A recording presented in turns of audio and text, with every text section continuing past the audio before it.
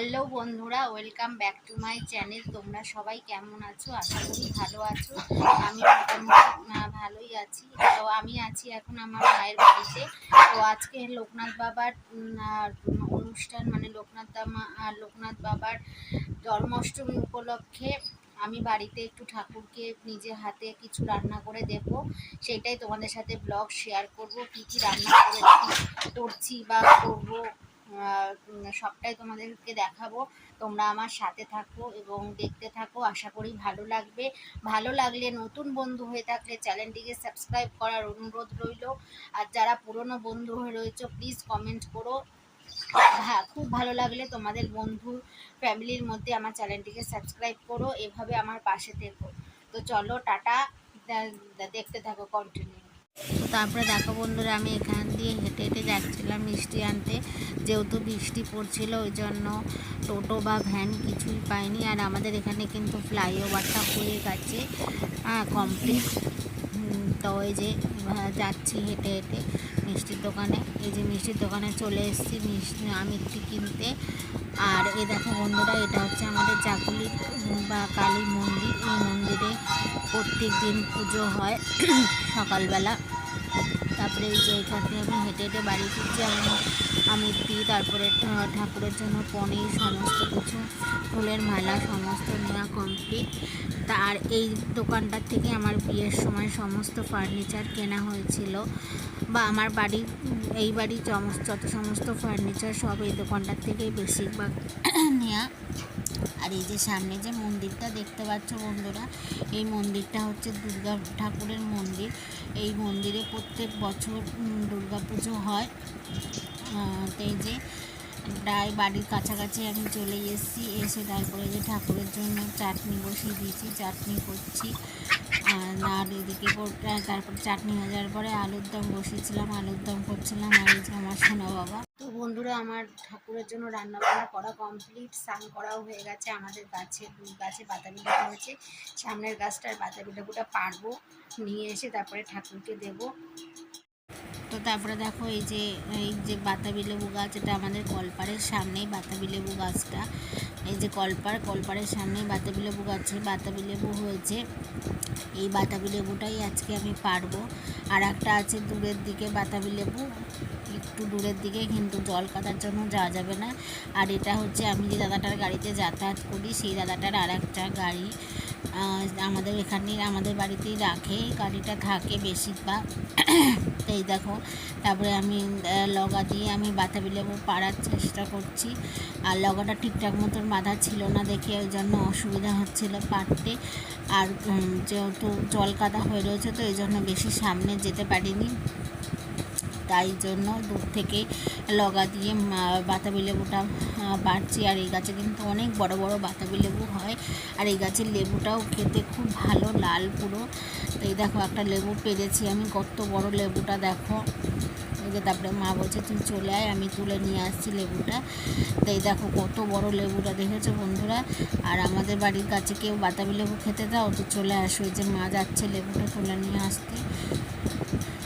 এই দেখো বন্ধুরা কত বড়। মা আবার টোকা দিয়ে দেখছে ভারী কি, মানে আছে কি না বোঝা যায় না কি।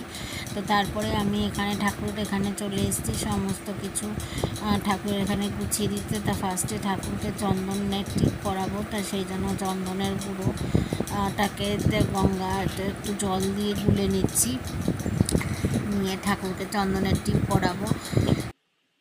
এই লোকনাথের তিরোধান উৎসবে আর কি, জন্মাষ্টমীতে বলো, আমার পিসি দেয়। কিন্তু যে বছর আমি যেহেতু এখানে আছি তাই পিসি বললো যে এবছর তুই যখন আছিস তাহলে তুই ইসে কর। সেই জন্য ভাবলাম ঠাকুরের জন্য নিজে হাতে কিছু রান্না করে ঠাকুরকে দিই। তাই যে তারপরে ঠাকুরকে চন্দনের টিপ পরানো হয়ে যাওয়ার পরে আমি মোমবাতি প্রদীপ আর ধূপকাঠি জ্বালিয়ে নিচ্ছি।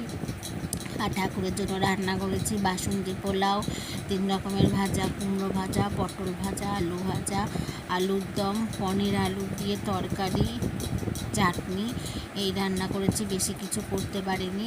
আর এই যে এই মালাটা কিনে নিয়ে এসেছি যেহেতু বাড়ির গাছে আজকে অল্প ফুল পেয়েছি তাই মালা গেঁথে দিতে পারিনি, তাই কেনা ফুলের মালা দিয়ে বাবা লোকনাথের গলায় পরিয়ে দিলাম। আর এই যে সমস্ত ফল কেটে গুছিয়ে নিয়েছি, তার এক এক করে সব বাটাগুলো লোকনাথ বাবার ফটোর সামনে গুছিয়ে দিলাম। দেওয়ার পরে এই যে তুলসী পাতা দিয়ে দিচ্ছি সব একটা একটা করে দিয়ে, তারপরে ঠাকুরের কাছে প্রার্থনা জানাবো ঠাকুর যাতে সবাইকে ভালো রাখে, সুস্থ রাখে, সবাইকে সব বিপদ আপদ থেকে রক্ষা করে, এই কামনাই করি, যেন সবার সব মনের আশা পূর্ণ করে।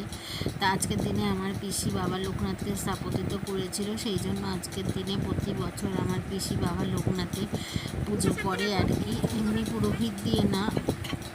আগে হতো আমাদের বাড়িতে অনেক বড় করে পুজো, কিন্তু এখন সেভাবে হয় না। এখন এই ঘরোয়াভাবেই আমরা বাবা লোকনাথকে পুজো দিয়ে থাকি এবং বাবা লোকনাথের কাছে প্রার্থনা জানিয়ে থাকি। তা তোমাদের কেমন লাগলো ব্লগটা অবশ্যই কমেন্টে জানিও। আর নতুন বন্ধু হয়ে থাকলে কিন্তু চ্যানেলটিকে অবশ্যই সাবস্ক্রাইব করার অনুরোধ রইল। তাই যে আমার এখানে বাবার চরণে সমস্ত ফুল দেওয়া কমপ্লিট এবং বাবার কাছে প্রার্থনা জানাচ্ছি আমি আমার যা মনের আশা, মনের ইচ্ছা সমস্ত কিছু বাবা যেন পূর্ণ করে, বাবা যেন সবাইকে ভালো রাখে, সুস্থ রাখে, সব বিপদ থেকে রক্ষা করে।